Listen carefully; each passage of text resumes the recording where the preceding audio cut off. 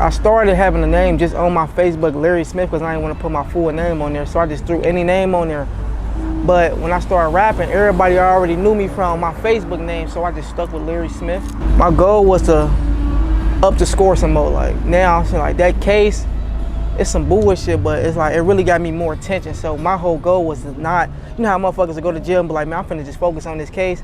My whole goal was to attack more, so I'm finna put more music in their face and do more. Cause now everybody paying attention to me more. My first step was the first day out video. Like as soon as I get out, I want to have my cameraman walking up to me. I wanted to shoot a video the first day I got out. Like that was my whole goal. Like if I get out, I'm gonna shoot a video the first day. When I started getting shot and shit and getting shot at, and that past made me wake up to I needed to do something successful. So that's what really made me start rapping, cause being in the street was really difficult for real. So I wanted to be successful. So the rapping started going good for me ASAP. So it's like, I just kept it going. We from an area where don't nobody really know you. You gotta really stand on what you rapping about. So I had to come out and be the voice of Uptown. The trapper season meaning was like, this niggas doing what we doing everywhere. So I had to bring that realness out. I don't wanna be nobody else. I wanna be myself. I don't wanna be like everybody. I don't got no other body's style.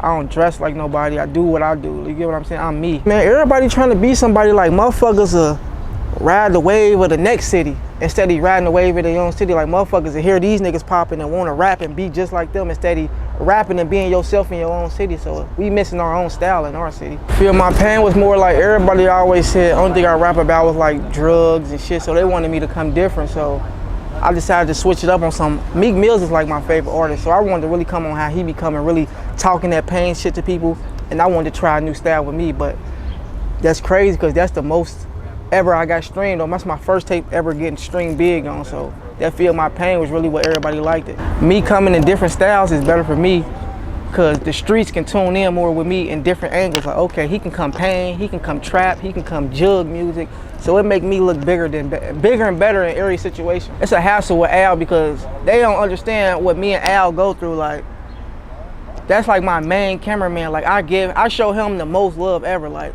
I pay for everything for him. I fly him out. I pay for his smoke. I pay for his food. Like, so why wouldn't you treat this artist the best? Like, so everybody think he be showing favoritism, but it's like, this nigga do more for me. And I got the most videos on his page. So it's like, why wouldn't he fuck with me the most? You get what I'm saying? But his other artists he fuck with, but when I call Al, he gonna come through for me. Like, how did you guys link I up? think I was shooting with Lil Mac before when Al had just started shooting a video. He had just started shooting and he hit me up, wanted to shoot a video for me, and I let him shoot a video. This one he wasn't even that good.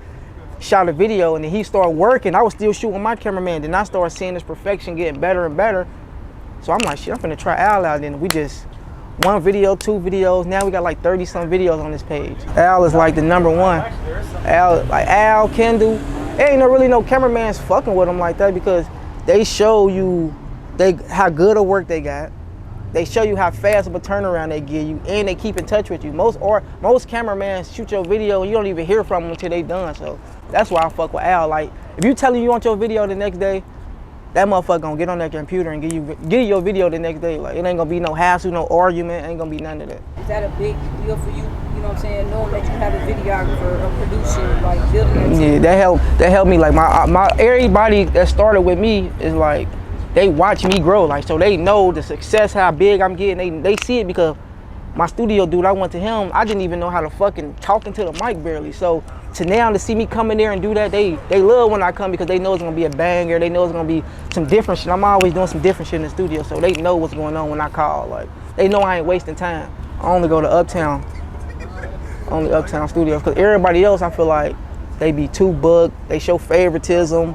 Uptown let anybody in. I fuck with Uptown, that's who I started with, but they don't show favoritism. If you want to work with them, they gonna put you in, but them other studios, they only fuck with who popping. Oh, you want some? I don't be on that type of time. I want to get signed big. Like, I've been playing around too much. I did a little thing with AE, but I want to take it bigger. Like, I want to actually get signed now. I want to be independent, but you gotta have somebody on your backbone. You gotta get signed. Like, it's cool to do it independent, but you have to know people, like, in the industry to do it independent. Like, all these artists that say they did it, they knew people. I don't know nobody, but now that I build relationship with people over the years, I got connections, I can do my talking, I can do my networking. I feel like it's time for me to go to the table and sit down and take a nice deal. That's what I'm trying to do. Who would I sign to? It'll be somebody like Gotti, Gucci, Dolph. It's like in the street era, everybody that know what I'm talking about. Like, situation from your hood, looking to jump into the music, like what would be your advice to them? Stay consistent, like don't stop. Motherfuckers will get into the rap game and think they don't have to drop no music, like, and think that motherfuckers just gonna hear them because they know. You know how hard it is for a motherfucker to put your song into their phone, type it in, and put it on their playlist, and listen to you every day.